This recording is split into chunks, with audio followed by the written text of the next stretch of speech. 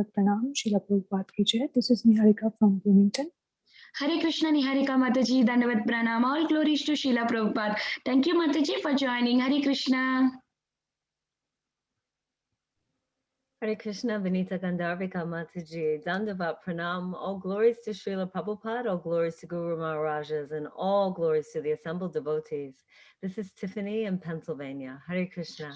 Hare Krishna, Tiffany Mataji, Dandavat Pranam. All glories to Srila Prabhupada. Thank you, Mataji, for joining. Hare Krishna. Hare Krishna Mataji from Manchester. My name is Praneshwar Gopal Das. Hare Krishna, Praneshwar Gopal Prabhuji, Dandavat Pranam. All glories to Srila Prabhupada. Thank you for joining. Hare Krishna. Hare Krishna. Hare Krishna Mataji, Dandavat Pranamam, all glories to Srila Prabhupada and Guru Maharaj, and Hare Krishna to the assembled devotees. This is Swapna from Baltimore. Hare Krishna, Swapna Mataji, Dandavat Pranam. All glories to Srila Prabhupada. Thank you, Mataji, for joining. Hare Krishna. Hare Krishna, Gandharvika Mataji, all glories to Srila Prabhupada and Guru Maharaj. My humble obeisances to you and all the devotees. This is Krishna Kumari Devidasi from Rana. Hare Krishna, Krishna Kumari Mataji, Dandavat Pranam. All glories to Srila Prabhupada. Thank you, Mataji, for joining. Hare Krishna. Hare Krishna, Nimisha Mataji, Dandavat Pranam. Welcome to the call. Thank you so much for joining from all the way through from London. Thank you, Hare Krishna. Hare Krishna Mataji, my humble obeisances for goes to Srila Prabhupada. Hare Krishna, Dandavat Pranam Mataji. Welcome to the call. Hare Krishna. Hare Krishna Mataji, all glories to Srila Prabhupada ji. Happy Ekadashi. I'm from Mumbai. Hare Krishna Mataji, Dandavat Pranam. Thank you so much, Mataji, for joining. Hare Krishna. Hare Krishna Mataji, Bhuneshwari Radhadasi from London, Manchester. Hare Krishna, Bhuneshwari Mataji, Dandavat Pranam. All glories to Srila Prabhupada. Thank you, Mataji, for joining. Hare Krishna. Hare Krishna. Hare Krishna Mataji, I'm Namamrita from Bahrain. Hare Krishna, Namamrita Mataji, Dandavat Pranam. All glories to Srila Prabhupada. Thank you so much, Mataji, for joining. Hare Krishna. Hare Krishna Vinta Gandharvika Mataji, Dandavat Pranam. All glories to Srila Prabhupada and Gurudev. This is Radha from Baltimore. Hare Krishna, Radha Mataji, Dandavat Pranam. All glories to Srila Prabhupada. Thank you so much, Mataji, for joining. Hare Krishna. Hare Krishna Mataji, Dandavat Pranam. Srila Prabhupada ki jai, Guru Maharaj ki jai. It's Gautami Ganga Das from Cedar Rapids, Iowa.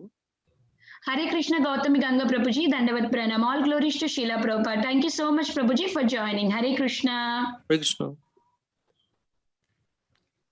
Hare Krishna, Vinita Gandharvika Mataji. This is Kamalaki Dasi from Baltimore. Please accept my humble obeisances. All glories to Guru Maharaj, Prabhupada, and all the devotees. Hare Krishna. Hare Krishna, Komadiki Mataji, Dandavat Pranam. All glories to Srila Prabhupada. Thank you, Mataji, for joining. Hare Krishna.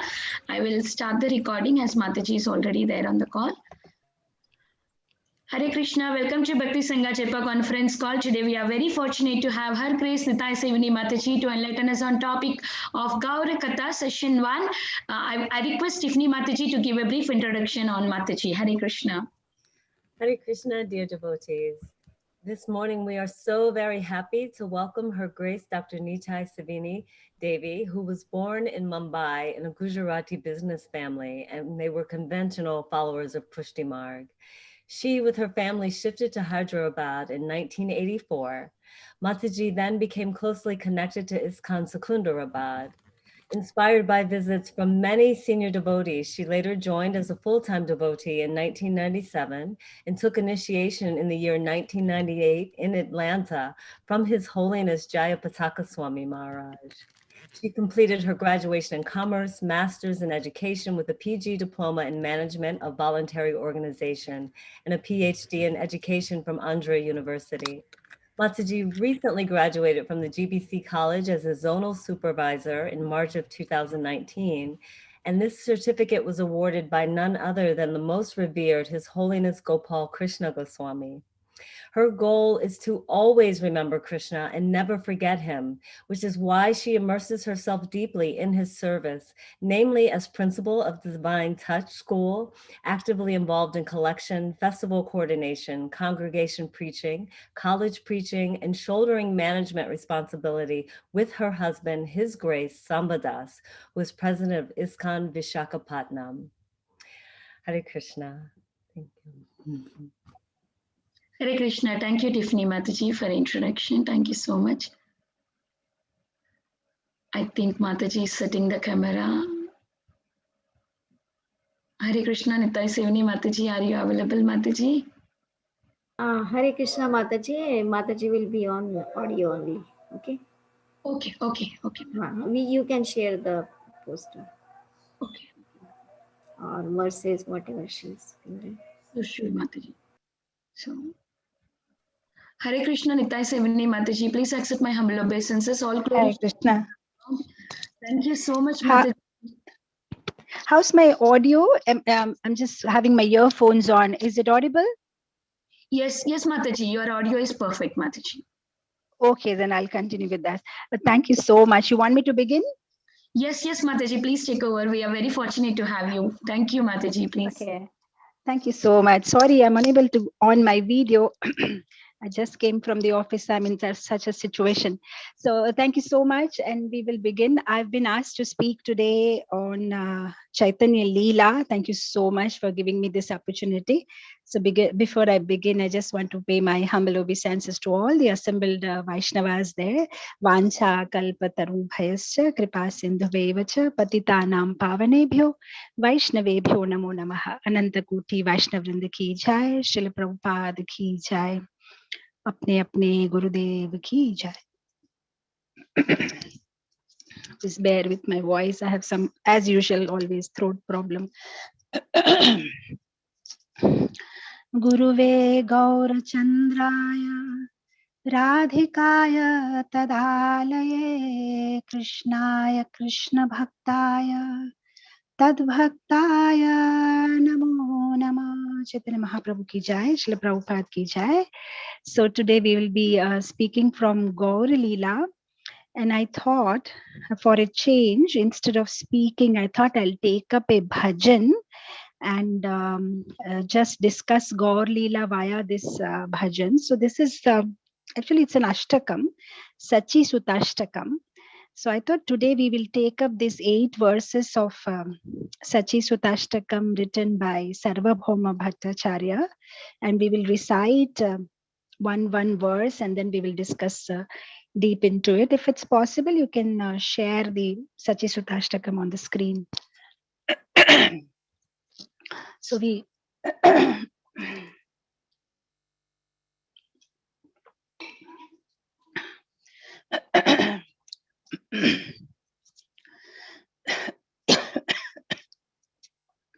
so we know this so we know that Sarvabhauma Bhattacharya was a very intimate and a special associate of Mahaprabhu, and I would say special so much so because if we see at the fag end, when Mahaprabhu was in Puri, that 18 years, he had the association of Sarvabhauma Bhattacharya. And even when Mahaprabhu took sannyas for the first time when he comes to Puri, then we all know how Sarvabhauma Bhattacharya finds Mahaprabhu lying in front of Jagannath unconscious, and then he takes him home. So they had long association together.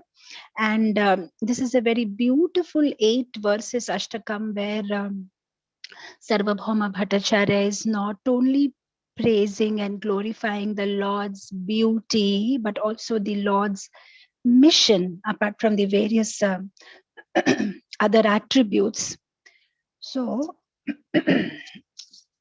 one thing I found very striking about this Ashtakam is that this is called Sachi-ashtakam, and it's talking about the Lord's dress and the Lord's beauty and his complexion and his face, and which is so surprising because Sarvabhauma Bhattacharya, he met Lord only after he took sannyas. So then after sannyas, Lord is in a simple dress, definitely, and there is no long hairs and that all beauty. But then Sarvabhauma Bhattacharya explains so beautifully about Lord's beauty and his dress and his charisma and his style and his walking and all. So then we can understand by this that they are all Lord's eternal associates, and it's not that they will talk only about those leelas which they observe directly, they just glorify the Lord in their meditation, because they're all eternally related to the Lord, and they are the Nija Parshada. So they just glorify the Lord in different rupa, not only that rupa which they have perceived directly in this particular Leela. And what was the other thing which was very special is calling it Sachi-ashtakam. That means Sachi Mata, Suta means child. So the Ashtakam glorifying the beloved child of Sachi Mata. Now, frankly, the history that we have, there is no connection between Sachi Mata and Sarvabhauma Bhattacharya. They have never met each other, because Sarvabhauma Bhattacharya was from Navadvip, but when he was in Navadvip at that time, Lord didn't even appear at that time. And he just met Lord after he shifted to Puri, and then Lord takes sannyas and comes to Puri. That is where their interaction started. So he had no connection with Sachi Mata, but still he calls it Sachi Sutta Ashtakam. So that means it's just that he wants to emphasize a point that Lord may be the progenitor of the whole world, he may be the master of the universe, but what we are talking about here is the beloved child of Sachi Mata, because Lord likes to be addressed like that. He loves it when somebody connects him to his devotees. That is what he relishes a lot.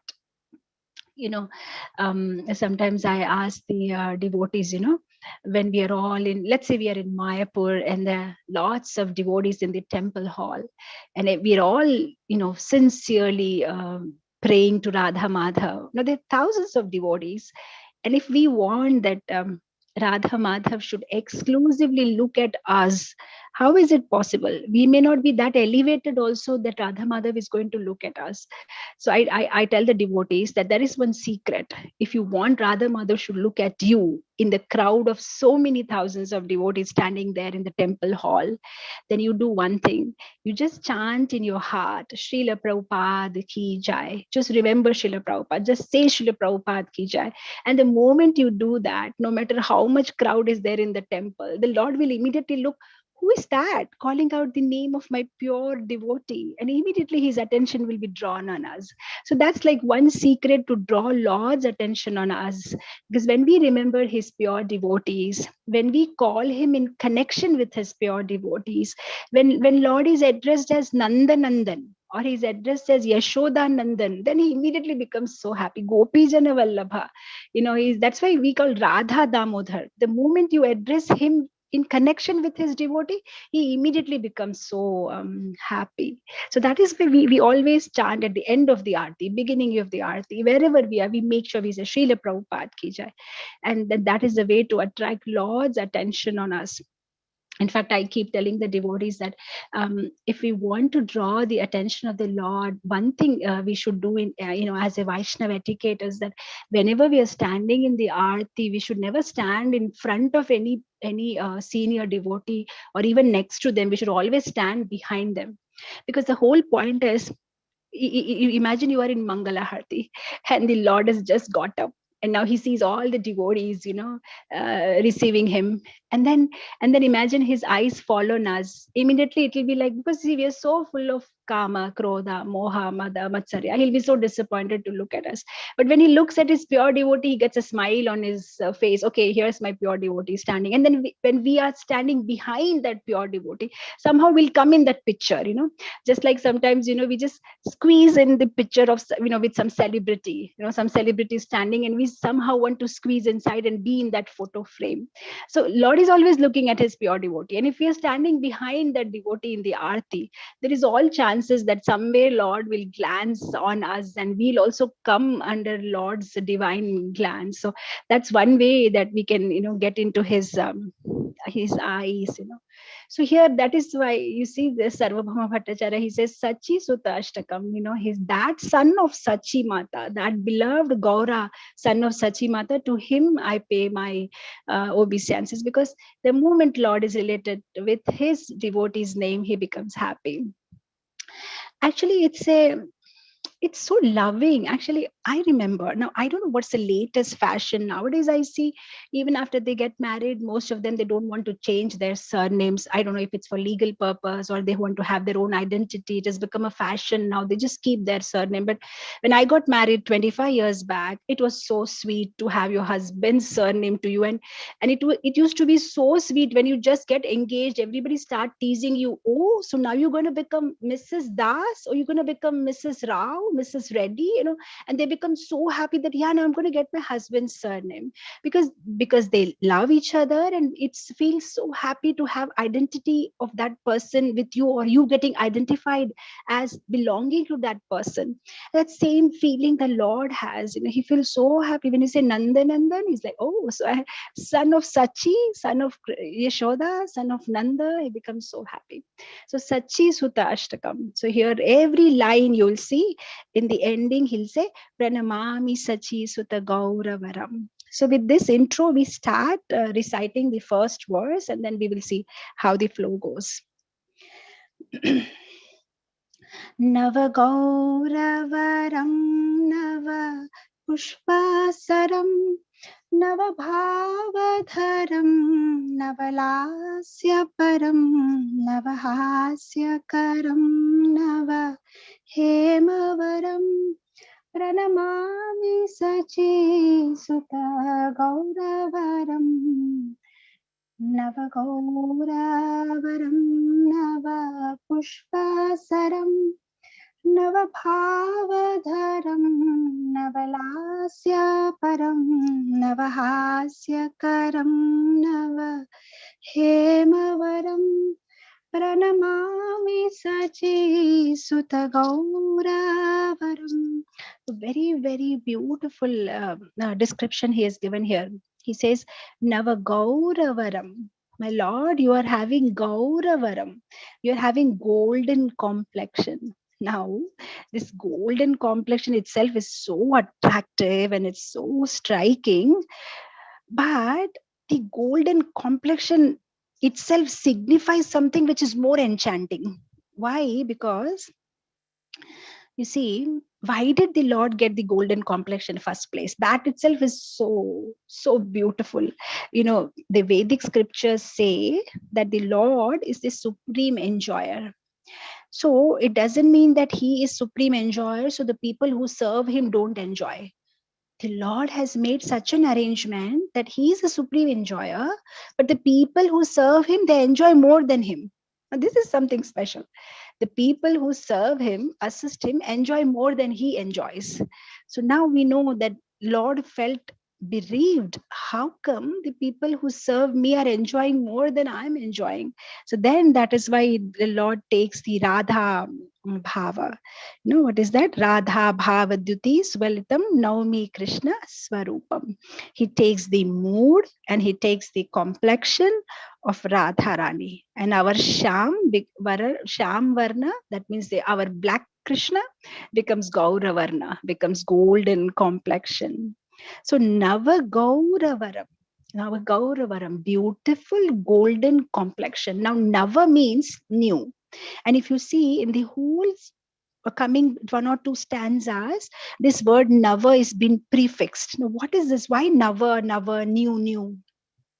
So if you see in the Bhakti Rasamrita Sindhu, where this chapter 64 qualities of Krishna, we see that one quality of Krishna which is mentioned is Nitya Nava Navaya Mana. He is eternally fresh and youthful.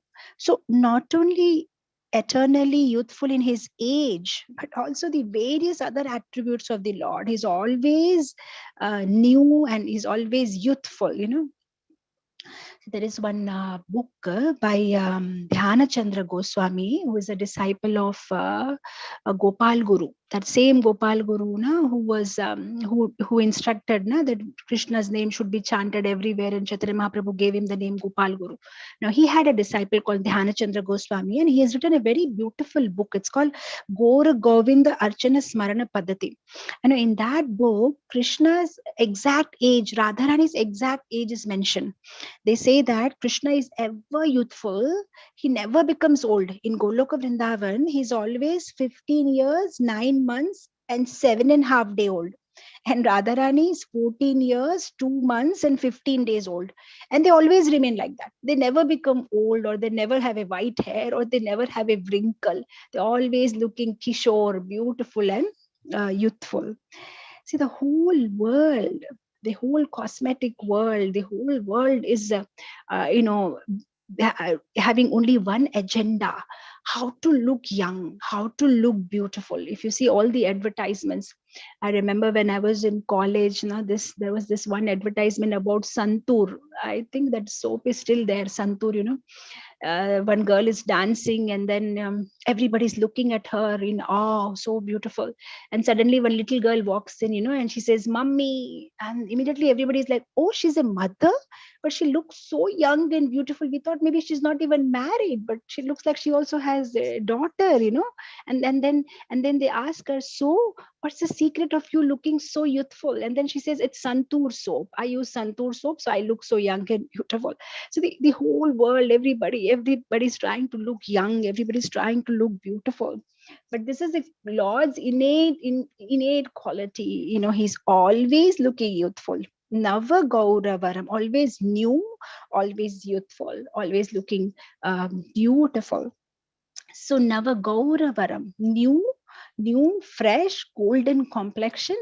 And then in the second word, Sarvabhauma Bhattacharya uses, he says, Nava Pushpa Saram.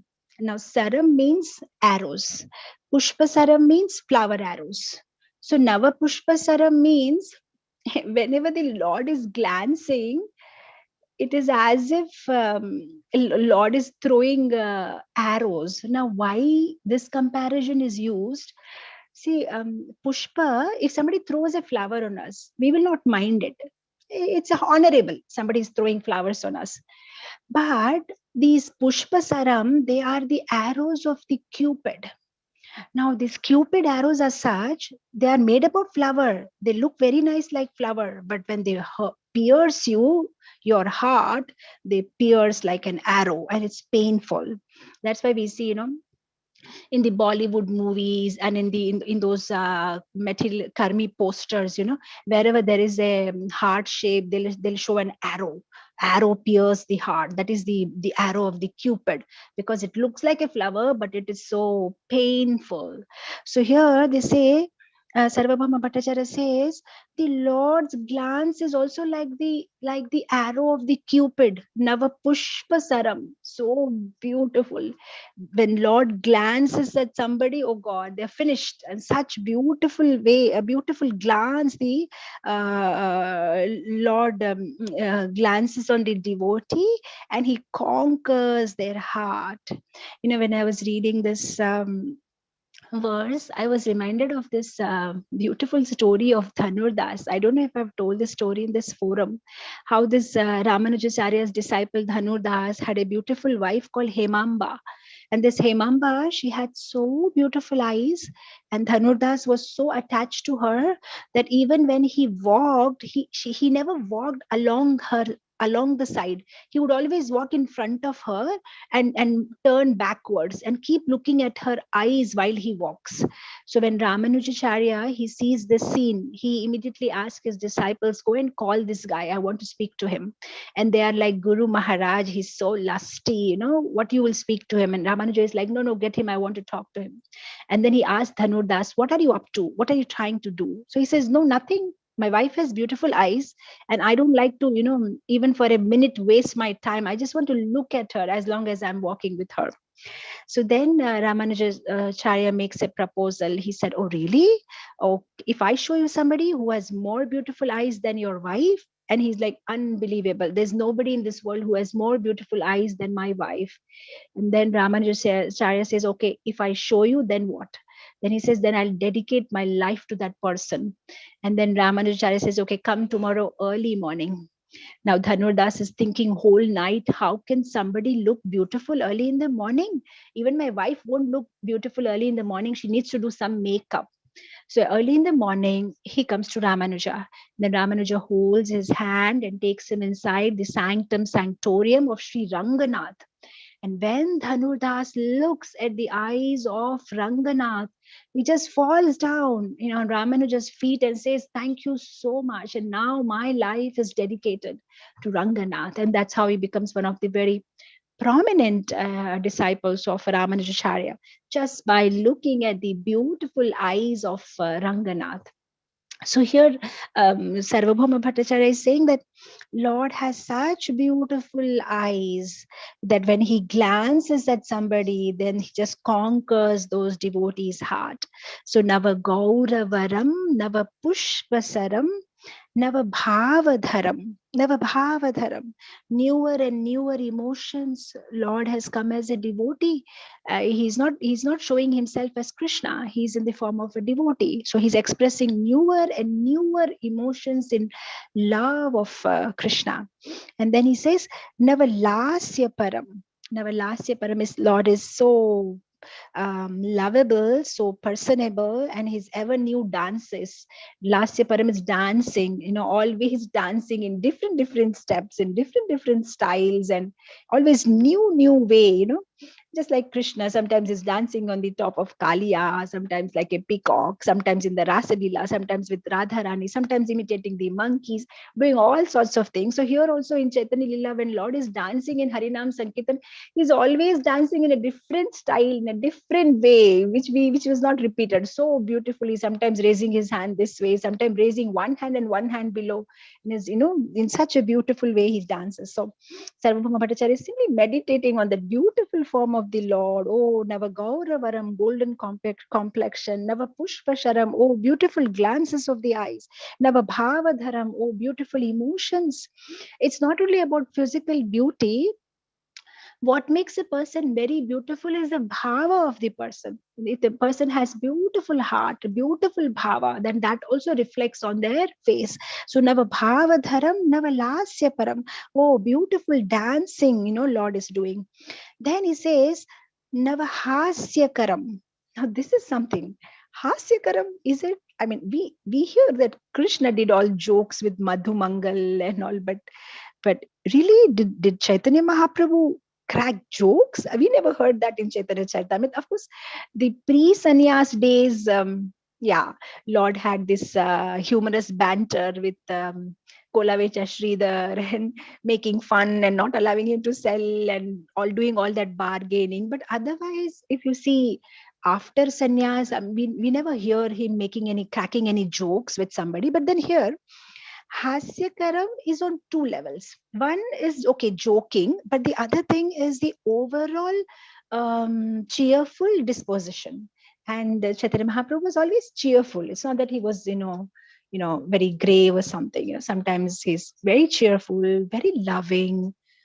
If we see his dealings with the devotees, or giving them hug, affection, holding their hands, talking sweetly, glorifying them, such a cheerful disposition he had. Of course, except his ecstasies when he just crying for Krishna, that's a different thing. But overall, he was so enthusiastic, made all the devotees do the Gundicha Marjan, always enthusiastic for engaging people in service of Krishna and newer preaching strategies.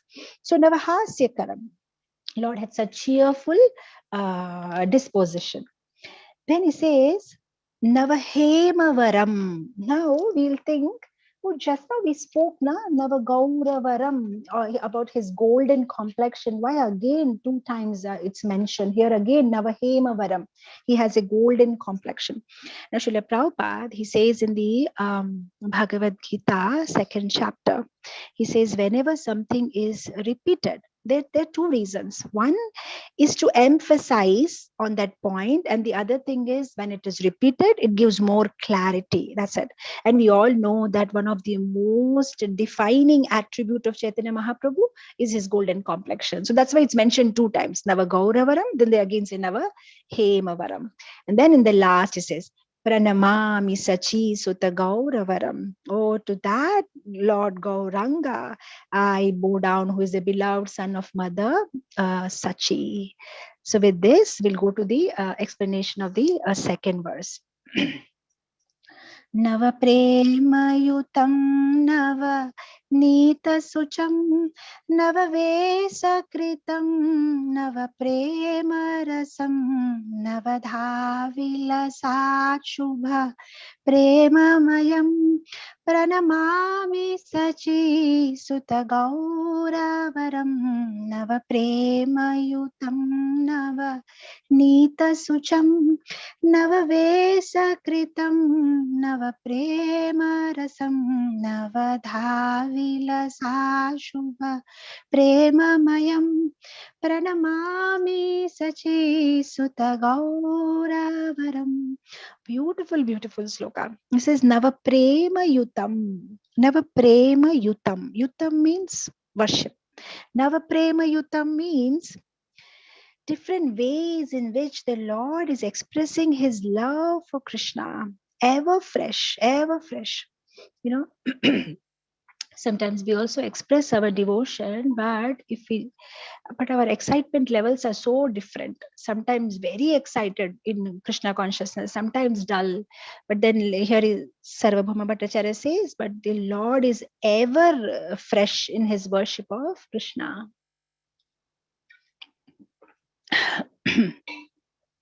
Ever fresh, ever same excitement.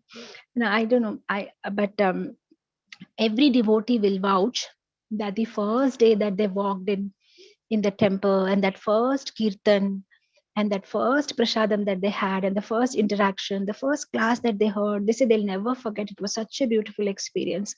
But here Sarvabhauma Bhattacharya is saying that the Lord experienced such emotions every time. Every time it is as if the first time. Wow, this is the first time maybe I heard this kirtan, first time that we did it. Same excitement, same happiness. Nava prema yutam. Different ways he's expressing his love for Krishna, because here Lord is as a devotee. So nava prema yutam, navanita sucham. Navanita means butter. Navanita sucham means, Sarvabhauma Bhattacharya says, the Lord's effulgence is like a butter. Somebody will say, butter? Yeah, butter also has effulgence. If you just see, especially, if you make butter at home, especially from the cow milk, you just put the butter on the plate, the freshly made butter, it really has an effulgence, I mean, this is just a normal Kali Yuga milk, and the Kali Yuga cows, I mean, they may not be pure desi cows also, but then imagine, we are talking about pure butter. So these pure butter made up of cow milk is really effulgent. So he says, Lord's beauty is like Navanita Sucham. So if you see in the first stanza, they spoke about the color of the skin. Lord's skin is Gauravaram, it's golden complexion. Second para, they're saying Lord's halo, I mean effulgence from his body. The effulgence is like a Navanita Sucham, like a butter.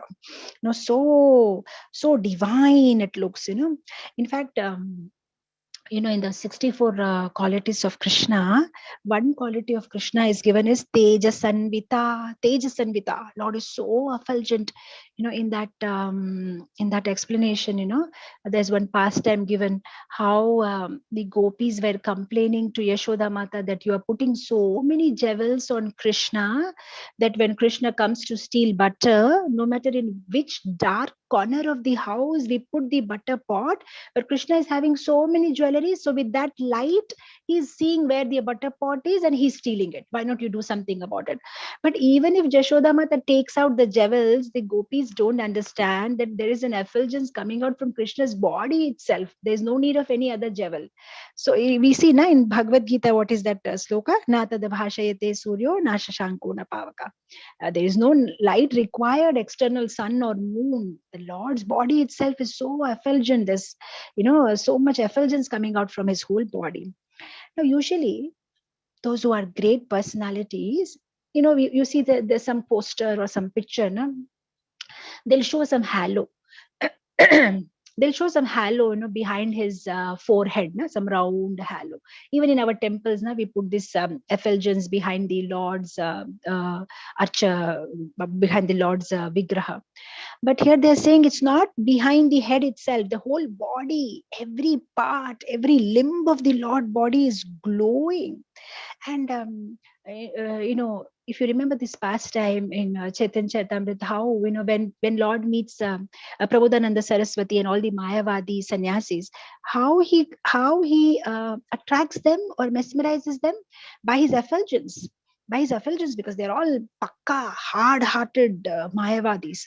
And when Lord exhibits his effulgence, then they all, they get impressed by the beauty of the Lord. So at that time, Lord just bowls them over with his Brahman effulgence, which he exhibits, which he manifests at that moment.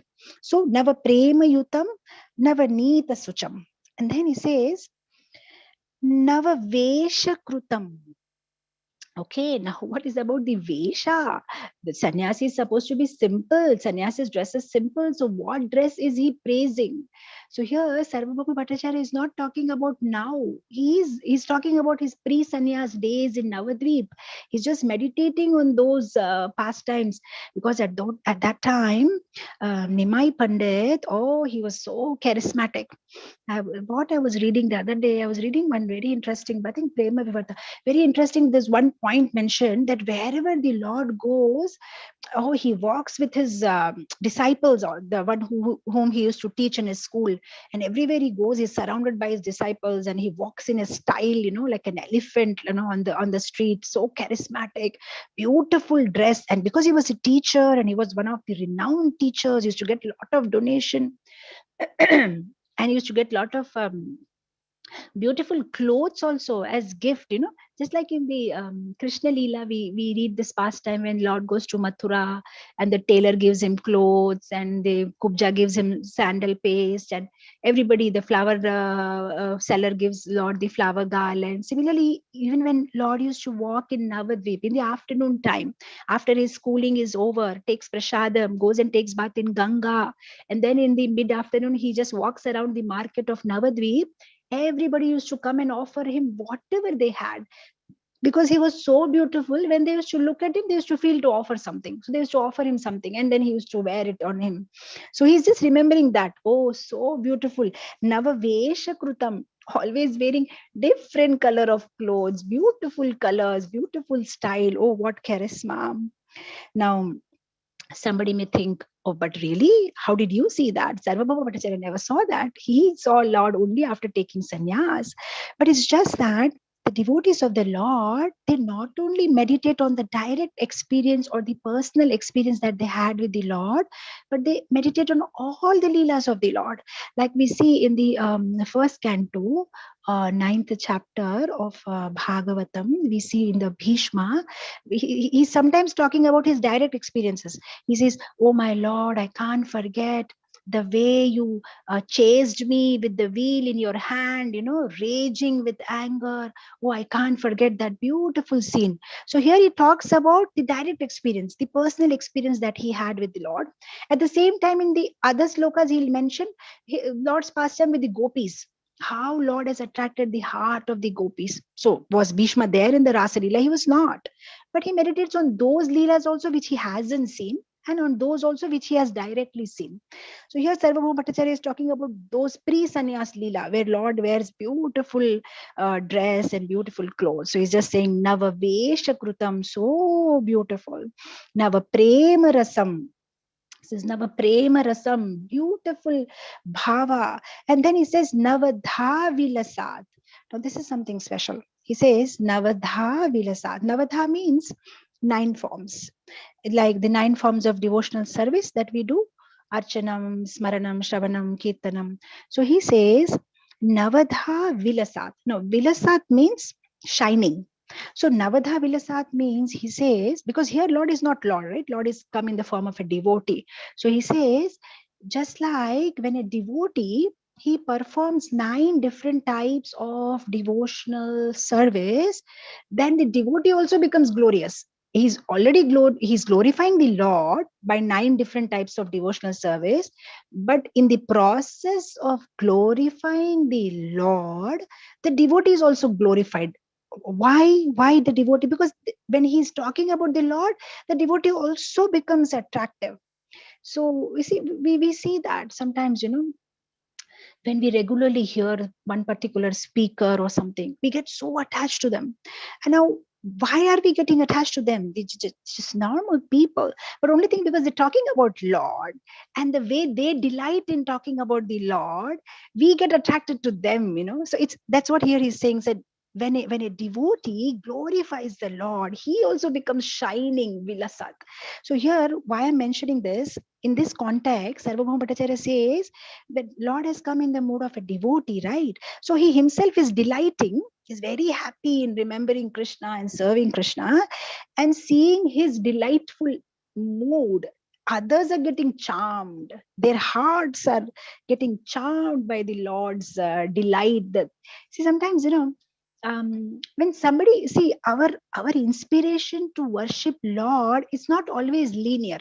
It's not that, when you look at the beautiful form of the Lord, oh, now I'm attracted and I'll become devotee. Sometimes it doesn't happen like that. We are not on that pure devotee stage. Sometimes our inspiration is triangle.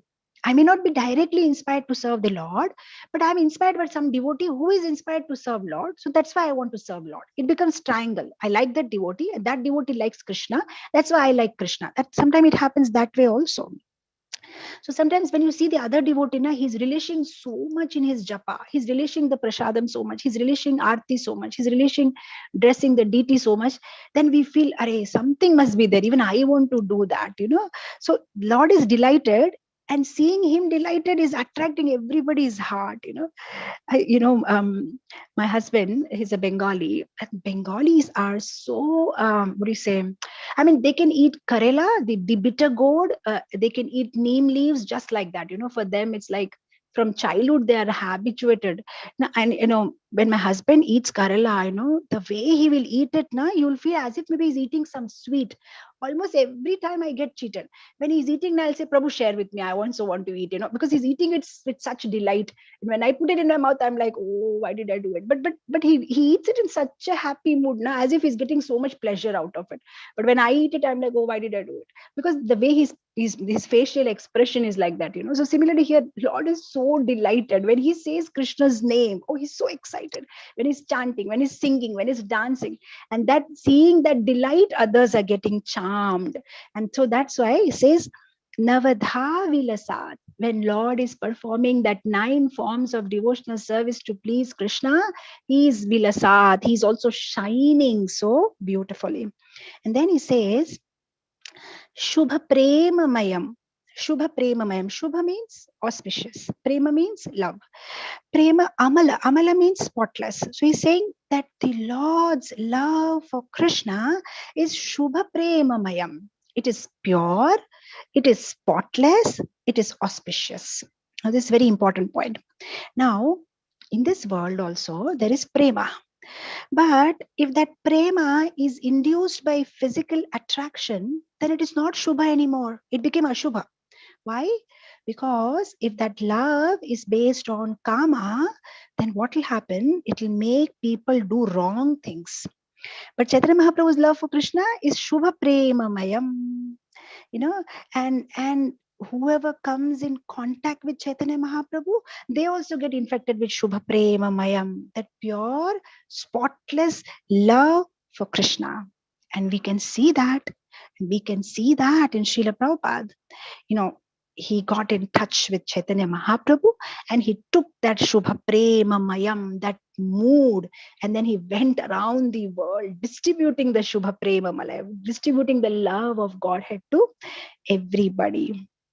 Okay, I think I'm going too deep. We'll not be able to complete. I'll go a little faster. So the Pranamami Sachi Sutta Gauravaram. So like that, he says, to that Sachi Sutta, I offer my humble obeisances. Now we'll go to the next verse. Hari Bhakti Param Hari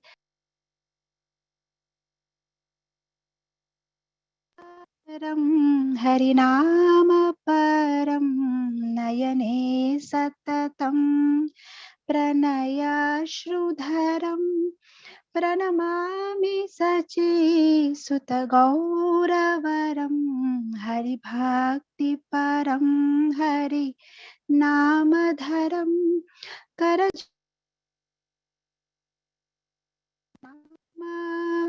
param nayane satatam pranayashrudharam pranamami sachi sutta gauravaram. Here's a very very beautiful poem. It says till now in the first two stanzas is explaining about Lord's beauty and about Lord's complexion and about Lord's dress and all. But now from the third verse, Sarvabhauma Bhattacharya's meditation becomes very deep. It's no more about face or complexion, but now he's talking about the heart of the Lord. So how the heart of Lord is and what is his mission. Hari Bhakti Param, Hari Nama Dharam. So he says, you see this, even before Chaitanya Mahaprabhu appeared, the Vedic Dharma was already there. It was already established. But what Chaitanya Mahaprabhu did is, he established that Hari Bhakti Param, this Karma Kanda, not liberate us from the cycle of birth and death. So one has to practice pure dharma. So he established Hari Bhakti Param. Hari Bhakti is the Param. Hari Nama Dharam. Hari Nama Dharam. Chaitanya Mahaprabhu was intoxicated with love for Krishna. And anybody who came in contact with him also got the same madness, the same intoxication of chanting the Lord's name. We see Chaitanya Mahaprabhu's South Indian yatra, how almost anybody who came in touch with him became devotees. They started chanting and dancing with him, in the streets. And especially that particular pastime of the fisherman, when Lord goes and jumps in the water and the fisherman thinks, catches the Lord in his fish net. And the moment he touches the unconscious body of the Lord, he also becomes mad and starts chanting Krishna's name. And then when I think it's Sarvabhauma Bhattacharya, he just meets him and he says, some ghost is there. The moment I touched the ghost, I also became mad. And then they ask him, where is that ghost? Take us. Because they know who is that ghost who must have touched this fisherman. And now he started chanting Krishna's name. So Hari Bhakti Param, Hari Nama Dharam. Then he says, Kara Japya Karam. That's a very important point. Karajhapya karam. So that means it's not that Lord was only doing kirtan, he was also chanting japa. So we all know that he was chanting on his bead. In Vrindavan, there is a place called Imlitala where Lord was where Lord was sitting under that tree and he used to chant his japa on the beads. So here, among the various limbs of bhakti, by this it is demonstrated that, of course, Lord Chaitanya Mahaprabhu, by his life, he demonstrated that the kirtan and japa is of paramount importance. It's not only kirtan but even japa. And Lord was doing both. So Hari Bhakti Param, Hari Nama Dharam, Karajhapya Karam, Hari Nama Param. Then in the next line he says, Nayane Satatam Pranayashrudharam. So now he is talking about the inner disposition of the Lord. The Lord's heart is flooded with love for Krishna. And that love, it melts and forms into tears. And that tears come out from Lord Chaitanya Mahaprabhu's eyes. It's a very important.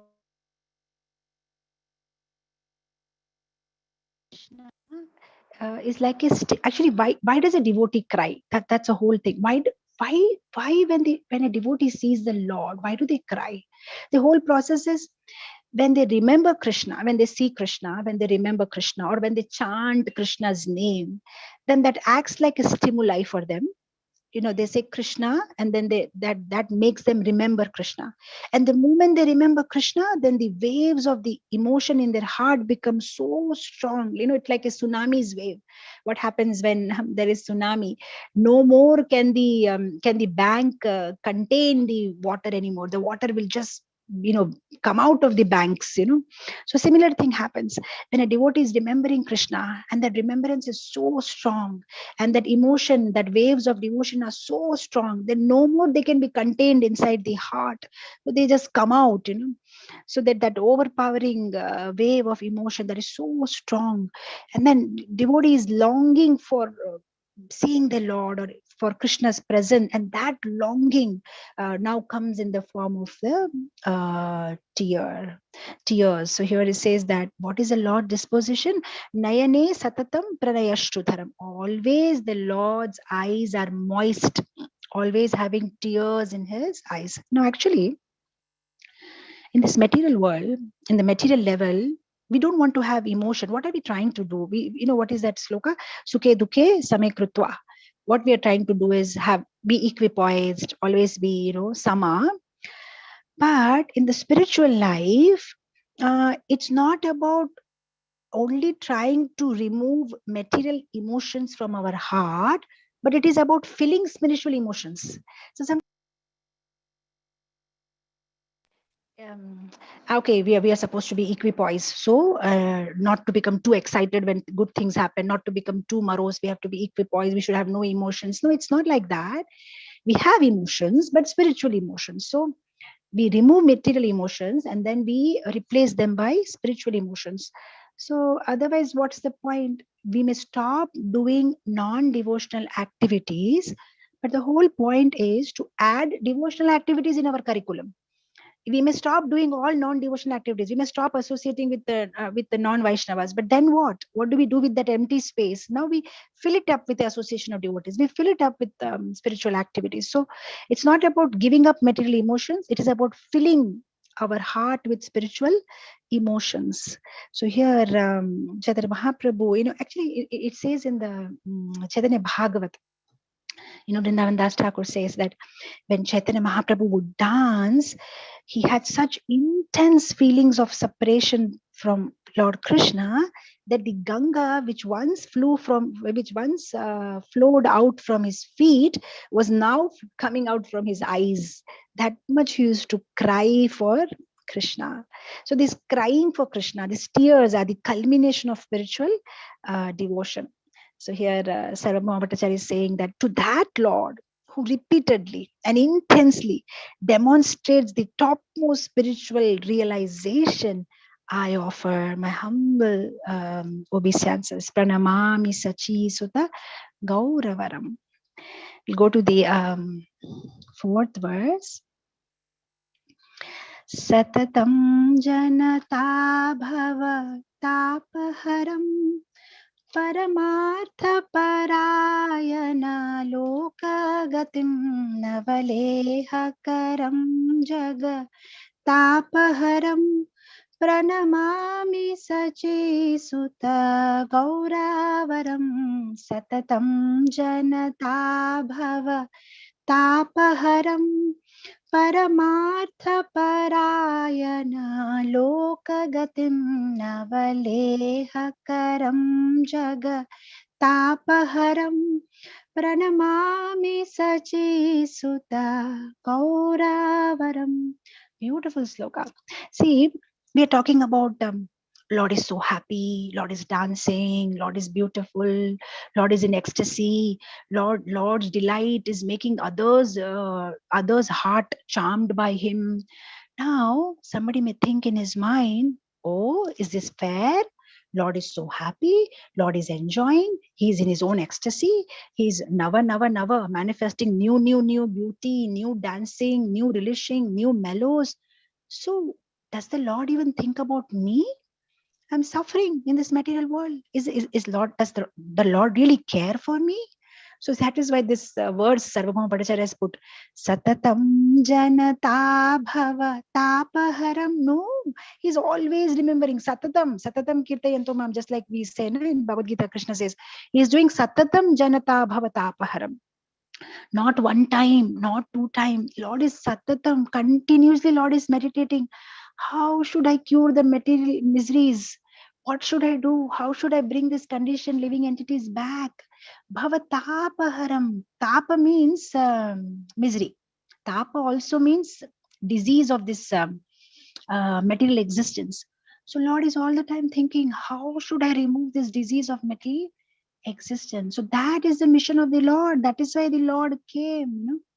I like that, one line from that bhajan, Jiva Jagona, where Lord says that I've brought the medicine. He says, Enechi aushadhi maya nase bado lagi harinama maha mantra lotu mimagi.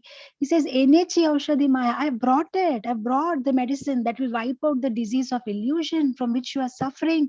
Oh, please take this maha mantra. The Lord says, so beautiful. So here he's saying that. Satatam janata bhavatapaharam. Lord is always thinking. Not only that, you see, normally when there is a disease, the patient recognizes, oh, I have a disease and I should go for the cure. Let me go to a doctor and take his guidance and I should get myself cured, But the problem in Kali Yuga is nobody wants to go to the doctor. The doctor is coming to the patient, So usually it is the patient who is supposed to be worried. Oh, I have this disease. Let me take doctor's appointment. Doctor, what time you are available? But it is different here. Here in our case, the doctor is sitting next to the patient and waiting on the patient and telling the patient, please take medicine. See, I've brought this medicine from you. Please. The doctor is sitting next to the patient. So have we ever seen a doctor like this in the material world sitting? He'll come to the ICU, see you for a minute and go. But have you ever seen a doctor who sits next to you, holding your hand and just continuously thinking about how to cure you? This is what the Lord is doing. What is the Lord doing as Paramatma, as super soul? He's constantly with us, holding our hand, and he's continuously thinking, how should I deliver this person? What should I do? So Satatam Janata Bhavatapaharam. He's constantly meditating, how should I deliver this conditions also? You see, in the Navadvip Dham Mahatya, Bhaktivinoda Thakur, he expresses this conversation between Haridas Thakur and Chaitanya Mahaprabhu. And Chaitanya Mahaprabhu is asking, how all these souls will be delivered? So many souls are suffering in this material existence. How they will be delivered? So you see the expression of compassion of Chaitanya Mahaprabhu. We see that in Chaitanya Mahaprabhu is saying, I'm the distributor of the fruits of love of God, but people are not ready to take it. So if they are not ready to take it, it's okay. I'll myself go and give it. And then he says, if people are not ready to purchase, I'll distribute it freely. But he says, I have so many fruits. I need helping hand. I need people to help me to distribute. So that is the Lord's constant anxiety. How can I relieve the miseries of material existence for the conditioned soul? And see, the other thing is the peculiarity of this material diseases. Usually when we have disease and we take some crocin, okay, I have fever. Then when my disease increase, I'll think, no, I go to doctor. And as the disease increase, I'll feel more tension. Oh, I just hope I don't have COVID. Oh, let me go and check. We become so serious. But the peculiarity of this material disease is, the more you get disease, the more you will think, I'm okay. I'm fine. I don't need anything. I'm simply fine. And if I'm not happy now, I'm going to become happy. So if somebody is thinking this material world is fine, I have no problem, I'm happy, that means he's terribly sick.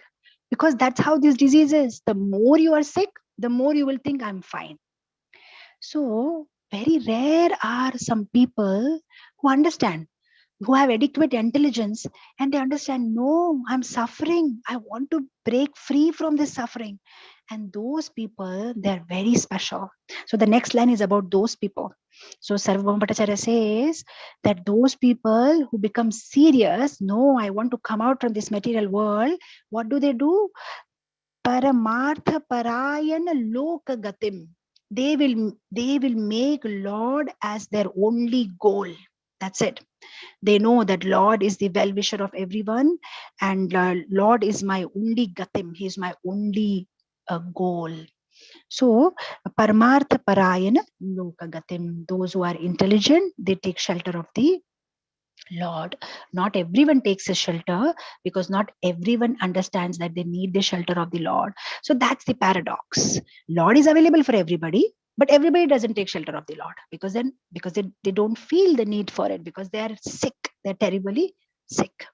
So those who are dedicated to the supreme interest, like we see Rupa and Sanatan, They had the best of life, best of luxuries. From the material point of view, they were comfortable, respected, they had everything. But still they said, I'm suffering, we are fools. They renounced everything and they came and surrendered to the Lord. So those who are intelligent, they make Paramartha Parayana Lokagatim. They will make Lord as their goal. Then in the next line he says, Navaleha Karam Jagatapaharam. Says, now somebody may think, oh, so if somebody is intelligent and somebody makes the Lord as their Param Gatim, Lord will only take care of them. So what will happen to the other people who did not surrender to the Lord? This says, no, nothing to worry. Navaleha Karam Jagatapaharam. No. Even if they don't surrender, even they have not made Lord as their destination, still Chaitanya Mahaprabhu will not allow them to suffer. He will still manifest his sweetness of devotion in ever new and ever fresh way. And that is how he will attract their heart. So, this whole way of chanting, of raising hands and dancing and chanting, Chaitanya Mahaprabhu purposely propagated it and popularized it because he wants that when people look at him and then they get his mercy. So that means it's not that they have to consider Chaitanya Mahaprabhu as God. Even if they think about him as some saint, as some great devotee, or as some spiritual religious teacher who has contributed tremendously in raising global consciousness, that's all right. Still they will be benefited. So Chaitanya Mahaprabhu, he made this chanting accessible to everybody. He made this chanting accessible to everybody. So when they knowingly, unknowingly, somehow they get, hear this Hari Nam, then Jagatapaharam, their tapa, their suffering will be gone. See, sometimes doctor will give you medicine. You take the medicine, but you don't want to take. You are lazy. You are reluctant. So as a good doctor, what he'll do, he'll give you that medicine in a sweet flavor, pineapple flavor, strawberry flavor. This now the children's syrups, fever syrups, they'll come in different flavors. Somehow make it attractive so that you take medicine. That's what Chaitanya Mahaprabhu is doing. Navaleha karam jagatapaharam. He'll present it in so nicely in different flavors and somehow make it accessible to us, so that we will take that, like what did Srila Prabhupada do? He just made it accessible to everybody. When the hippies, they asked Srila Prabhupada, you're always talking about Vaikuntha. So what it is to be in Vaikuntha? And Prabhupada says, well, Vaikuntha is like an ocean of LSD. Now, if somebody hears this explanation, they'll go crazy. How can you talk about Vaikuntha, ocean of LSD, and you'll feel that you're always floating eternally in the ocean of LSD? Now, what Prabhupada did is he's basically bringing it on their level, and from their level, he's taking them up. It's like you are a teacher in a school and you are teaching a UKG, LKG child. You'll have to start with the ABCD only. You can't start talking about, you can't go with the spelling of pineapple, apple. First you have to teach A, then B, then again A and T, and then slowly it will go. That's what Prabhupada did, always coming to their level and from their level taking them up. You cannot speak high philosophy. They'll not understand. You just talk about bhava, this and that. So that's what Chaitanya Mahaprabhu did. He made it so accessible to everybody, so simple, just chanting of Harinam, that's it.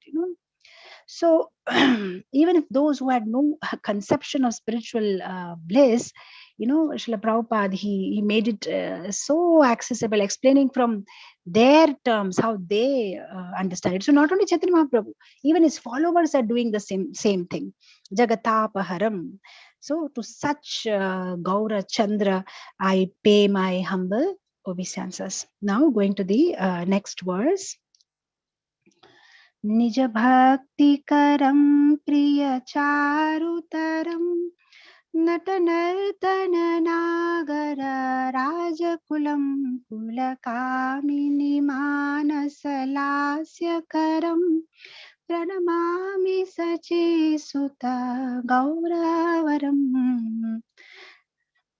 निज भक्ति करम प्रिय चारुतरम नटनार्तन नागर राजकुलं कुलकामिनी मानस लास्यकरं प्रणमामि सचि सुता गौरवरम. So very beautiful. It says Nija Bhakti Karam. What does the Lord do? What is Lord doing in Chaitanya Mahaprabhu's avatar? He's performing his own devotion and he's relishing his own devotion. Nija Bhakti Karam. He is doing his own devotion. And by doing his own devotion, what he's doing, he's instructing us on how to do devotion. So Srila Prabhupada says, just like a teacher, the teacher may tell the student, write down. But if the student doesn't know how to write, then the teacher writes on the board. Then the student copies and learns how to write. So same thing Lord did. Nija Bhakti Karam. But by performing his own devotion, what he's trying to demonstrate is he's teaching us. Lord Krishna says, Manmana bhava madbhakto madhyajimam namaskuru. Mameveshasi yuktavevam atmanam matparayana. How should we do atmanam matparayana? How should we remember you all the time? How should we pay obeisances to you? How should we become your devotee? How should we worship you? Krishna gave instruction, but how to do it? So then Krishna again comes as Chaitanya Mahaprabhu and demonstrate, this is how you do it, So Nija Bhakti Karam, as doing his bhakti, he's teaching. Then Priya Charu Taram, for his devotees, Priya, Lord is extremely dear. Why? Because he's the unending reservoir of sweetness. So Priya Charu Taram. And then he says, Nata Naratana Nagara Rajakulam. Raja, he's the king of what? Nata Naratana Nagara. He's the king of the dancers. See, Chaitanya Mahaprabhu, when he used to go for Harinam Kirtan with his intimate associates, now they were all expert in singing and dancing, and they used to attract everybody's heart. So they were all expert, but among them, Chaitanya Mahaprabhu was the most expert. So he's like the king of the dancers. So he used to attract everybody's heart. So if everybody was like star, he was like the central moon, the center of attraction, the shining moon, the expert among all the dancers, and all were getting attracted to him. Then the next line he says, Kulakamini manasa lasyakaram. Kulakamini. Kulakamini means senses. Manasa means mind. So here he says, why was Chaitanya Mahaprabhu dancing and chanting, and what will happen if we see him dancing and chanting? So Sarvabhauma Bhattacharya says, actually, we have two problems in our life. One is our mind and another is our senses. And all the time, this mind and senses, they are disturbing us. Now, Kamini refers to the senses, which is filled with lust. And Manas means mind. So normally this mind and senses, they're lusty and they distract us from the path of devotion. But by the mercy of the Lord, we can get attracted to the path of the devotion and to him. Now how? So normally our senses are very active, when it gets attracted to sense gratification. But when it comes to spiritual practice or devotion, we become very inert. See, have you ever seen anybody, if they go for a movie, in a theater, 3 hours movie, you'll never see anybody drowsing or sleeping, or you'll never see anybody sleeping while eating an ice cream. Whenever we are doing sense gratification, our senses are so active. We are so wide awake watching the 3 hours movie, or wide awake while eating or enjoying our senses. But while we are chanting, we'll doze off. We may sleep. Our eyes will get closed. Because whenever we try to serve the Lord, then our senses don't cooperate. But when we want to do sense gratification, they'll become very active. So now, when somebody associates with Chaitanya Mahaprabhu, they do the Harinam Kirtan, then by the mercy of Chaitanya Mahaprabhu, the senses will become spiritualized. When the senses become spiritualized, then we will delight in singing and dancing and glorifying Krishna with our senses. See, there is this one very famous verse by Rupa Goswami. What is that? It says, Tunde Tandavini Ratim Vitanute Tunda Vali Labdhaye Karna Krodha Kadambini Ghatayate Karnar Budhe Dhyaspriham Cheta prangana sangini vijayate sarvendriyanam kritam na jane janito kiyabdhiramrite krishneti varnadvai. He says that so much nectar, this 2 syllables Krishna is giving me, that I'm feeling, I wish I had thousands of tongues and millions of ears to hear this names of Krishna. I think it's from Vigada Madhava. So Chaitanya Mahaprabhu, by giving us this nectar of the holy name, he makes the mind and the senses to dance with devotional stimuli. Usually we dance with material stimuli, but Chaitanya Mahaprabhu's mercy, we dance with the devotional stimuli when we hear this Hare Krishna Mahamantra. Actually, some people, even in this translation which I saw on the internet, they translated Kula Kamini as the woman getting attracted to Chaitanya Mahaprabhu, the young woman. Just like, in Krishna Lila we say that the women were attracted, the gopis and the young women of Mathura, they were attracted by Krishna. But Bhaktisiddhanta Saraswati Thakur, he said this is not correct. This is incorrect understanding. He said the Kula Kamini is not talking about women, because Chaitanya Mahaprabhu, when he was a sannyasi, so he had no dealings with women. And even when he was a grahastha, he was very strict in his dealings. So it was not that, like what he did in Krishna Lila, he was attracting women. He was attracting everybody. He was attracting women and he was attracting men. So particularly, he was not having any dealing with anybody in Madhurya Rasa. Only thing is, he was not having dealing with anybody in Madhurya Rasa with himself as center. He had dealing with Krishna in Madhurya Rasa. So he is a devotee and he loves Krishna in Madhurya Rasa. That is different. But he himself being the center of Madhurya Rasa and all the women folk getting attracted to him, that is not mentioned anywhere. And Chaitanya Mahaprabhu was a sannyasi. And even in his pre-sannyas days also, he was very strict grahastha. So Bhaktisiddhanta Saraswati Thakur doesn't accept that translation. He says, Kula Kamini means senses. So our senses and mind, they distract us, but by Chaitanya Mahaprabhu's mercy, we can use that same senses and mind in service of Krishna. So where were we? Here we are. Kula Kamini Manasa Lasya Karam. So to such Lord, who makes my senses and my mind to dance with the holy name, I offer my humble obeisances. We'll go to the next verse. Karatala-valam kalakantaravam mriduvadya suvini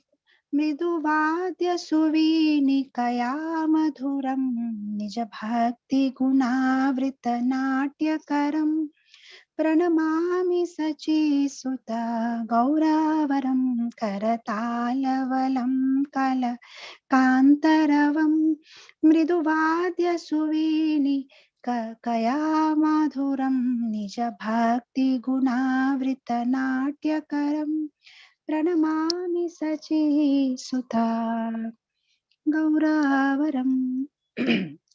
So here in this verse,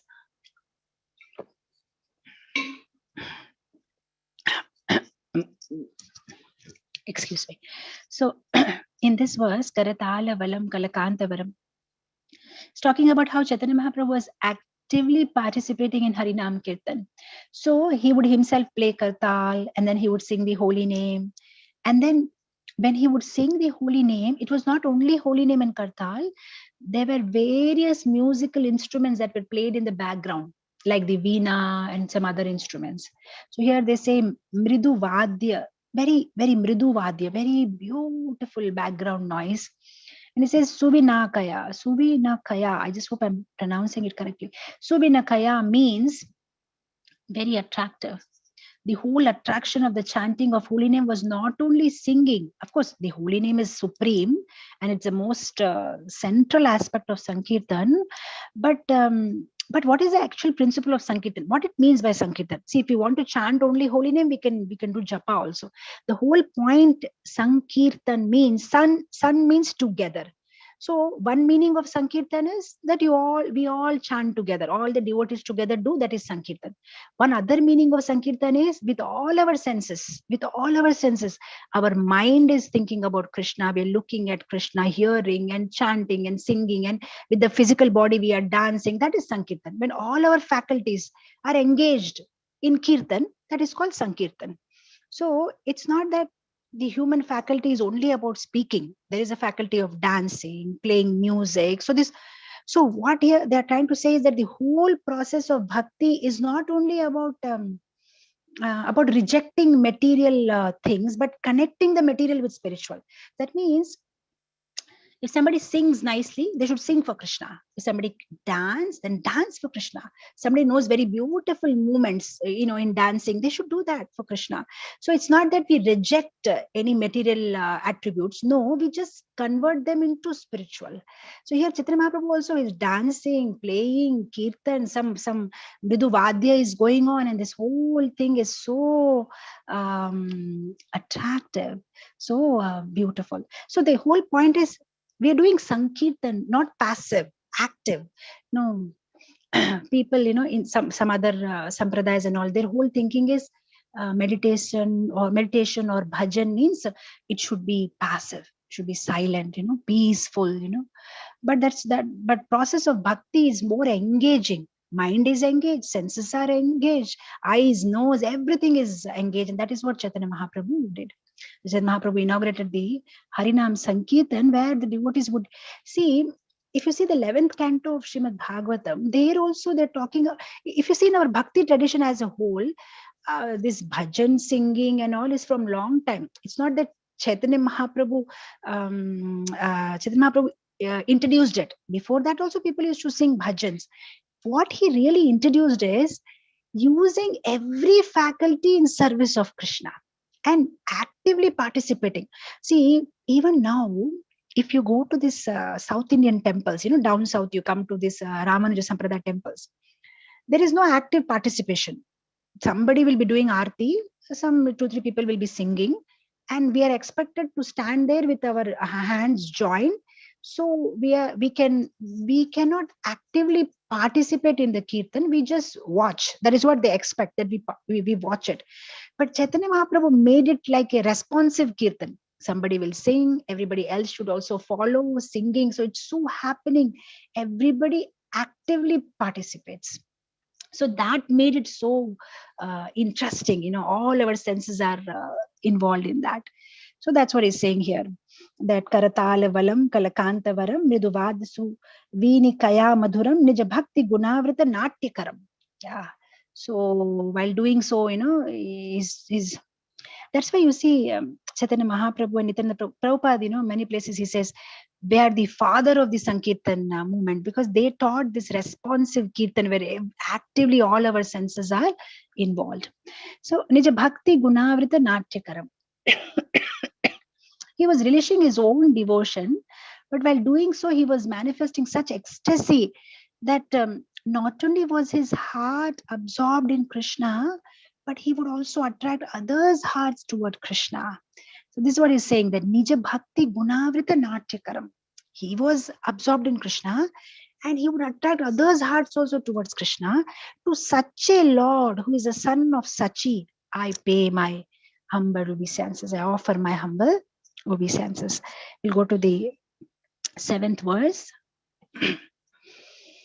Yugadharmayutam punarnanda sutam dharani suchitram bhava bhavochitam tanu dhyanachitam nija vasayutam pranamami sachi sutta gauravaram yugadharmayutam puna nanda sutam dharani suchitram bhava bhavochitam tanu dhyanachitam nija vasayutam pranamami sache sutta gauravaram. So here it says Yuga Dharma Yutam. Yutam means worship.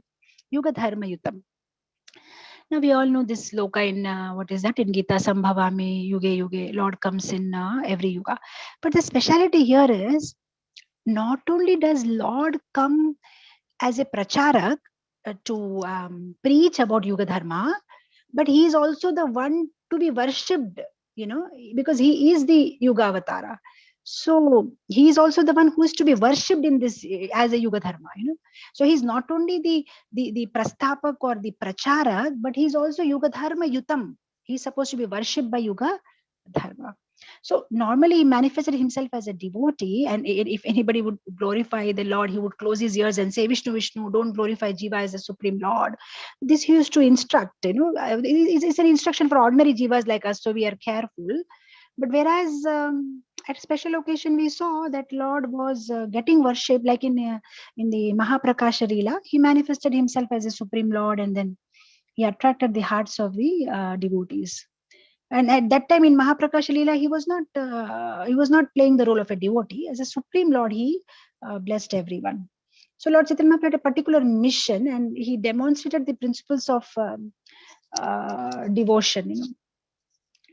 So most of his life he was acting as a devotee, not like a lord, but he is the one who is supposed to be worshipped, Yuga Dharma Yutam. But devotees who were with him, they understood his mission, and they understood his heart, and they understood his compassion, that he has come here to demonstrate the principle of devotion.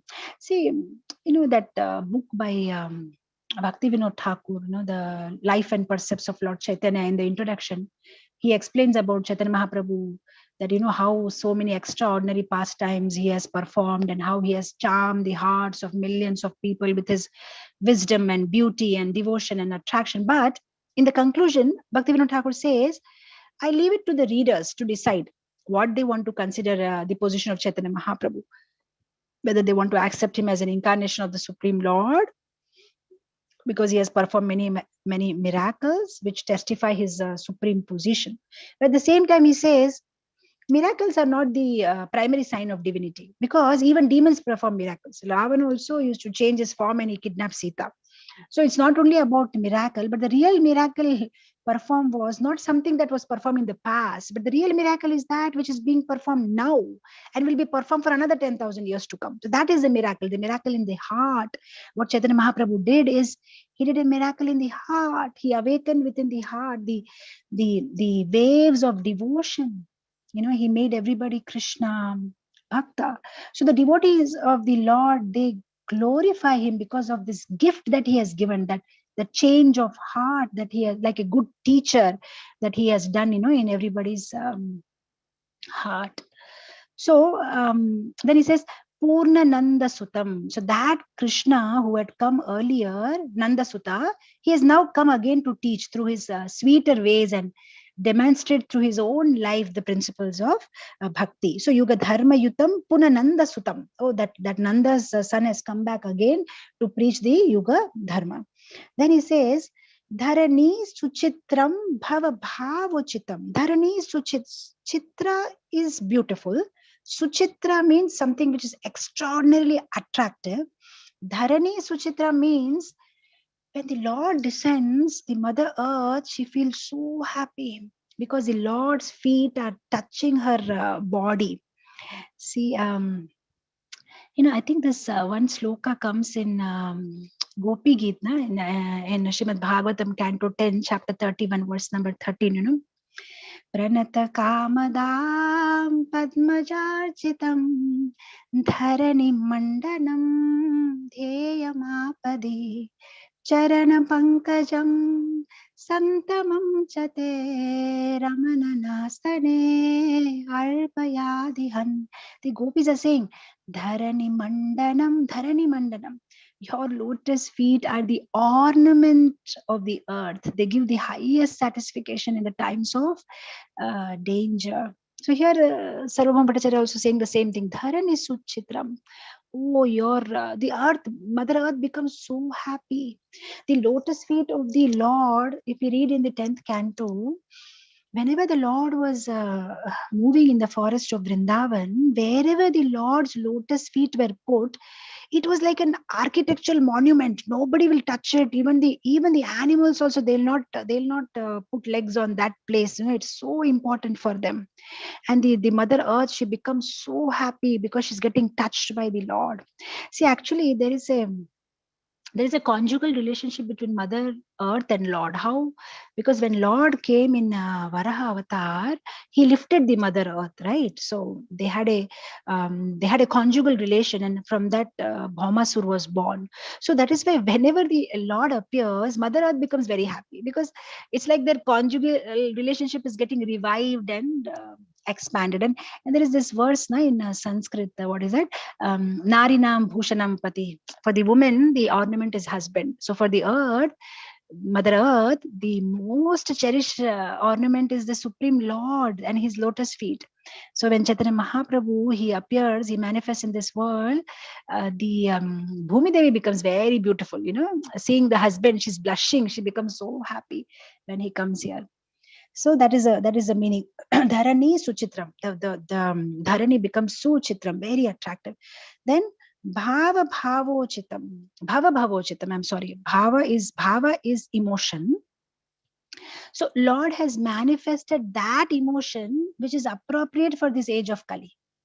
See, the thing is, in this age of Kali, people are not very eager to seek God. Therefore, God comes and seeks them. So he traveled all over India. Chaitanya Mahaprabhu traveled everywhere, and he encouraged his followers also to travel. And we see that Chaitanya Mahaprabhu predicted, na Prithvi te aache jotu nagaradi gram sarvatra prachar hoibe more now. So that bhava of Chaitanya Mahaprabhu to deliver the people of Kali Yuga, who is not even seeking to be delivered, they're not interested for that medicine. That same mood of Chaitanya Mahaprabhu, Srila Prabhupada carried in his heart. That is why at the ripe old age, he went 14 times around the globe, just trying to touch each and every nook of the corner and spread the message of Chaitanya Mahaprabhu. So, bhava chitam. Then he says, tanu dhyana chitam. So, Lord Chaitanya is Krishna himself, but he manifested himself, but his mind is absorbed in the thoughts of Krishna. And another thought on how to increase the enjoyment of Krishna. These are the two thoughts that are coming in Chaitanya Mahaprabhu's mind. One, he's absorbed in Krishna. The other thing is how to increase the enjoyment of Krishna. So, how to increase the enjoyment of Krishna? By enabling more and more souls, getting more and more souls connected to Krishna, Krishna becomes happy. So if we bring more and more souls closer to Krishna, Krishna becomes happy. So Chaitanya Mahaprabhu is in that bhav, tanu dhyana chitam. His dhyana is how should I make Krishna more happy? That means his whole mind is focused on how should I preach and get more and more souls near to Krishna. And then in the last he says, Nija Vasa Yutam. Vasa is a place where they stay. Nija Vasa, his own place. So, not only Chaitanya Mahaprabhu descended and spread the glories of holy name, but the place he descended also became glorious. That is a Navadvipa Dham. So that place where he descended is also glorious. So he manifested the glories of Navadvip to the people around the world. Bhaktivinoda Thakur, he predicted that in Navadvip, people from all over the world will come and they will glorify the Supreme Lord, and a magnificent temple will come up. And yes, now we see that CM's Chaitanya Mahaprabhu's prediction is being fulfilled by Srila Prabhupada through his followers. We see that Chaitanya Mahaprabhu is worshipped along with his sacred abode, and to that Chaitanya Mahaprabhu, I offer my humble obeisances, is what Sarvabhauma Bhattacharya is saying. So, Tanu Dhyana Chitam Nijavasa Yutam. He's glorified the place where he appeared.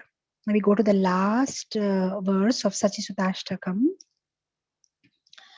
Arunam Nayanam Charanam Vasanam Vadanaskalitam Swakanamadharam Kurute Shurasham Jagata Jivanam Pranamami Sachi Sutta Gauravaram Arunam Nayanam Charanam Vasanam Vadane Skalitam Swakanamadharam Kurute Shurasham Jagata Jivanam Pranamami Sachi Sutta Gauravaram. So here very beautiful explanation is given about the Lord's eyes. Says Aruna means Aruna Nayanam. Aruna means Aruna refers to sun, but of course sun has many names. You call Ravi or Bhaskar or different names, Surya. one object, it may have many names, like we have synonyms, but even if there are synonyms, there are different shades of those meaning. There are some small differences. So here, Aruna is sun, but different kind of sun, not the blaring sun, not the blazing sun, which we see in the afternoon. Aruna is that sun which we see in the morning, the rising sun. The rising sun is very soothing and very attractive. The sun at the noon is at mid afternoon is very illuminating, but it may not be very charming. You never hear anybody praising, wow, the afternoon sun is so beautiful. But the morning sun, everybody praises the rising sun. So here he says that the Lord's eyes are charming and they are attractive and they are reddish like the rising sun.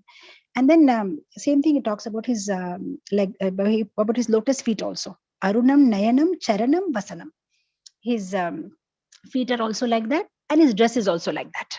So beautiful feet. His feet is also looking like rising sun, and the golden complexion that he has, the clothes that he wears, looks like rising sun. Then he says, Vadanes khalitam swakanam. So he says that when he's singing his own holy name, the ecstasy is so overwhelming that he can no longer contain his ecstasy, and his words start becoming unclear. Like when Chaitanya Mahaprabhu used to go to the Jagannath temple, and then he's looking at Jagannath. He's so much into ecstasy, he cannot even pronounce the name Jagannath. He just says Ja, Ja. That's it. After that, he can't speak. The throat is getting choked with emotion, So see, the stammerings are at different levels. Sometimes we see small babies also, they stammer because they can't pronounce. Or sometimes we see some people stammer because they have difficulty of speaking. But here we are talking about a different kind of stammering. Some people, they may be having some disease, they're not able to speak properly, maybe some purva janma karma. Sometimes they get some health issues. But here we're not talking about bad karma, we're not talking about childishness. Here we are talking about that stammering which is like an ornament, when the Lord stammers, because it is out of so much emotion, so much love for God. So see, the normal bodily faculty, which are normally they're under control of a person, but when they are in overwhelming devotion takes over them, then they lose control over their body faculties. They don't know what's happening. Sometimes they'll fall down, sometimes tears are coming, voice is not coming out, throat is getting choked, shivering is happening, hairs are rising, so like that. So here we says that but anyway, when this kind of stammering happens, it's an ornament, it's an ecstasy of devotion, and it's very supremely attractive. So vadanes khalitam swakanamadharam. And then the next line, he says, Kurute surasam jagata jivanam. That overwhelming ecstasy awakens the sweetness of devotion. Surasam is very, very sweet rasa. So this nectar of devotion is the life of the whole universe. Jagata jivanam. See, there is life everywhere. In this world we are seeing, but every life is ultimately doomed to death. Nobody can live permanently. What it says in Bhagavad Gita 2.27, Jatasya hi dhruvam mrityu. So anybody who takes birth, they have to die. But when devotion is brought into that life, then that life does not terminate into that death, but that life becomes a transition which transports a person to an eternal level of existence. So for a devotee, death is not a full stop, it's a comma. It's just one way to go get connected to Krishna. So here says that in this material world, life is filled with misery. But when Chaitanya Mahaprabhu mercy comes in life of a soul, then what does that mercy do? It makes the life in this world very joyful. It makes it in such a way that one molds one life in the service of the Lord. And by that, one attains eternal existence. So the purpose of all of existence is fulfilled when there is devotion. And without devotion, all of the existence is a journey to graveyard or destruction. But with devotion, the life in this world becomes joyful, and it has a joyful conclusion. So Chaitanya Mahaprabhu, he transforms the miserable material existence into joyous spiritual existence. Actually, this world is dukhalayam ashashvatam. But Chaitanya Mahaprabhu's mercy, he has made our life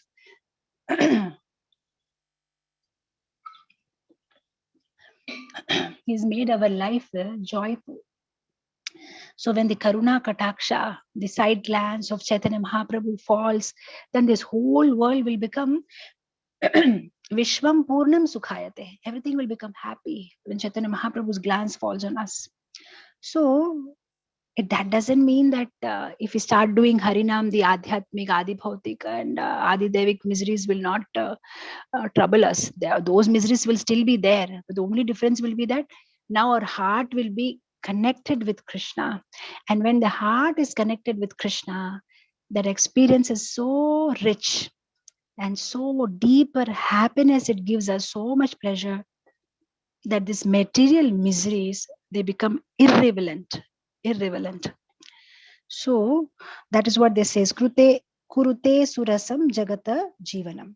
Pranamami sachi suta gauravaram. To that Gaura, to that Chaitanya Mahaprabhu, that beautiful beloved son of Sachi, I offer my humble obeisances. So this Sachi-ashtakam is a glorification of Chaitanya Mahaprabhu. And when we hear this, it enables us to develop faith in the supreme mercy of the Lord, and we become attracted to that mercy. And then if we become attracted to that mercy, eventually we'll become the recipient of that mercy.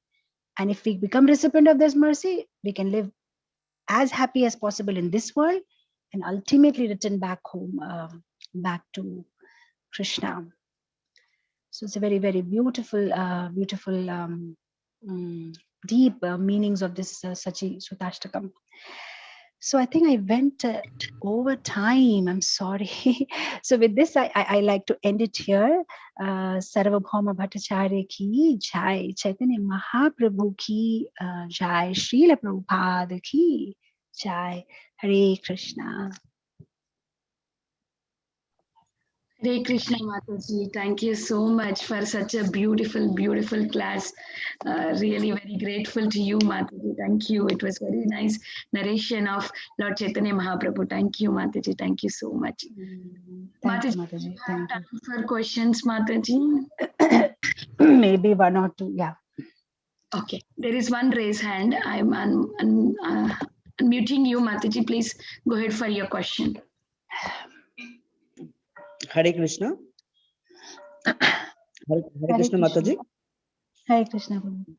Mataji, I have a question on Chaitanya Charitamrita. I have heard that Krishna Das was going to Vrindavan with our Nima, and suddenly he got distracted by some Mayavadi. So how is this possible if anyone is going with Radha Krishna's avatar, Gaur? So how he's getting attracted by Maya? Prabhu, I have not heard this. I'm not aware of this. I don't know, Prabhu. Maybe I haven't heard this. My knowledge of Chaitanya Charitamrita is very poor. No problem. No. I'm truthfully, I don't know so much. Yeah, I have not heard this past life. Yeah. Okay, Mataji, no issue. There is one more hand, Chetan Mataji. Go ahead, Mataji, please. Hare Krishna Mataji, Dandavat Pranamam, all glories to Srila Prabhupada and Guru Maharaj. First of all, I would like to thank you for the wonderful lecture, Mataji. Mataji, I have a question regarding the years about, just now you mentioned about the Krishna's age is 15 and Radharani's age is 15. Yes, but when I heard before, I heard that Radharani is a couple of years elder than Krishna. So which one is Mataji? I always get confused. Whether Radharani was elder to Krishna or younger to Krishna. Yeah, okay, now this is, I told you the resource from where I got this, right? So this is by Dhyana Chandra Goswami, disciple of Gopal Guru Goswami, and in his book, Gaura Govinda Archana Smarana Paddhati, he has mentioned this. And Gopal Guru Goswami's book, is that parampara is quite authentic. So, but again, you see, I feel, I don't know why. Maybe we shouldn't worry so much about what is the age. Maybe when we go there, we'll figure it out, whether it is 14 years or 15 years, whether you are elder or younger. but we can take up one particular this and just meditate on that. So I've been sticking with this version for many years now, that this is what Krishna's age is. Because you see, this Kumar age is from 0 to, from birth to 5 years, and Pauganda is from 5 to 10. Kishore is from 10 to 15, and Yovana is 15 onwards. So we know that Krishna is called Rasaraj, and he's always in that age. So he's between Kishore and Yovan. So he's always 15 years, 9 months, 7.5 days. And Radharani is 14 years, 2 months, 15 days. And this is what is written in that book. So now I don't know about any other book which has given this exact years, month and date. I'm not aware. But this seems quite confident, the way he has mentioned exact days also, 7.5 days, So this is what, and I've heard it from Mahanidhi Swami, and then I heard it in a couple of other classes also. So I think this is authentic. But then again, you can again check it with some other speakers also who come on your forum, and if they have some better idea. But this is what I know, and this is what I heard so far. Okay, thank you very much, Mataji. Hare Krishna. Hare Krishna. Hare Krishna. Mataji, do you have more time? There is one more raised hand. Okay, last one, yeah. Okay, Mataji. Vivek Prabhu, please go ahead, Vivek Prabhu. Hare Krishna Mataji. Thank you for such nectarian class. And I was very overwhelmed with pure love. So Mataji, how to be the recipients of the such pure love of Chaitanya Mahaprabhu? What qualification we have to imbibe? How to please Chaitanya Mahaprabhu? Yes, to get how his to get mercy? glance and mercy of Chaitanya Mahaprabhu. If you just go through this whole this Sachi-ashtakam, we see that Chaitanya Mahaprabhu's mood and what he's all the time thinking in his mind is how to get more and more souls to Krishna. So if we can serve and assist Chaitanya Mahaprabhu in his mission, that will make him very happy. And from whatever situation we are put into, from there only, whatever we can preach and get more people connected to Krishna. Now, by what I mean by getting more people connected to Krishna is in whatever way we can preach. Sometimes it may be by giving classes, sometimes it may be by distributing books, sometimes it may be by distributing prasadam, sometimes it may be by simply keeping our behavior so sweet and beautiful that it attracts other people to Krishna. That is also one service. If wherever we are situated, when we are very exemplary and very nice in our behavior, it may attract other people into Krishna consciousness. So whatever situation we are put into according to our capacity and ability, if we can somehow try and keep ourselves in Krishna consciousness and try to bring others also into Krishna consciousness, that can be our mood, that will please Chaitanya Mahaprabhu.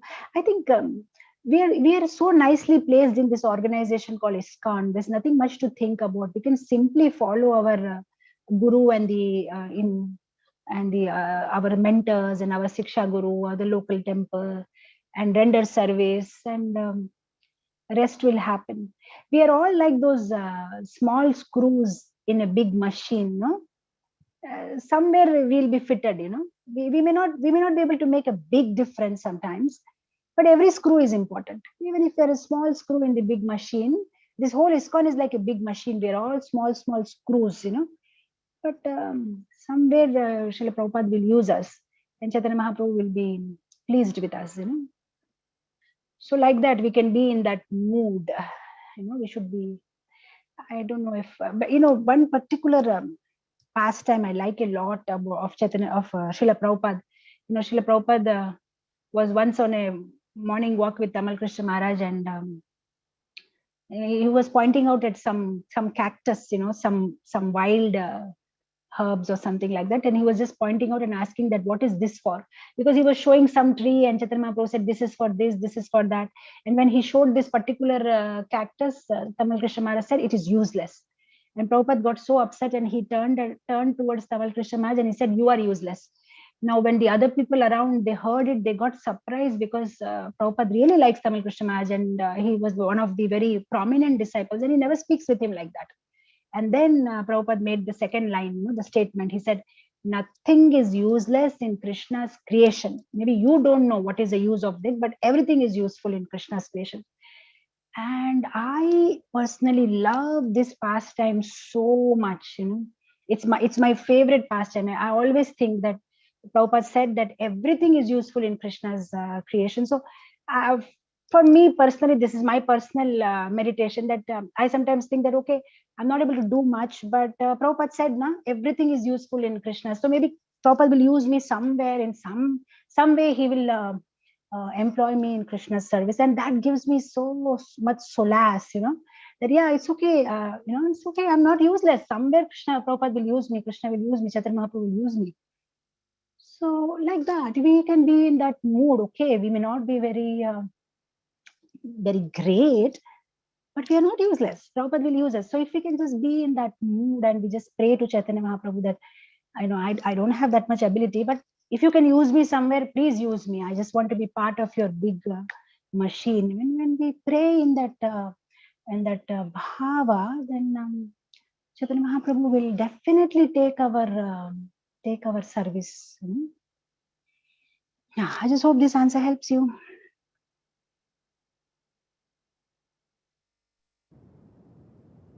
Hare Krishna Mataji. Hare Krishna, Sham Gauri Mataji, Hari Bol. Yeah, thank you so much, Mataji, for a wonderful, beautiful class. They're nicely setting up the mood of Gaur Purnima. Thank you so much. And thank you so much for your time. You are so busy, but still you accept our request and come and give class. Thank you so much. Thank you, Mataji. Thank you, Mataji. Hare Krishna. Krishna. Mataji, would you like to say something? She wants to say some.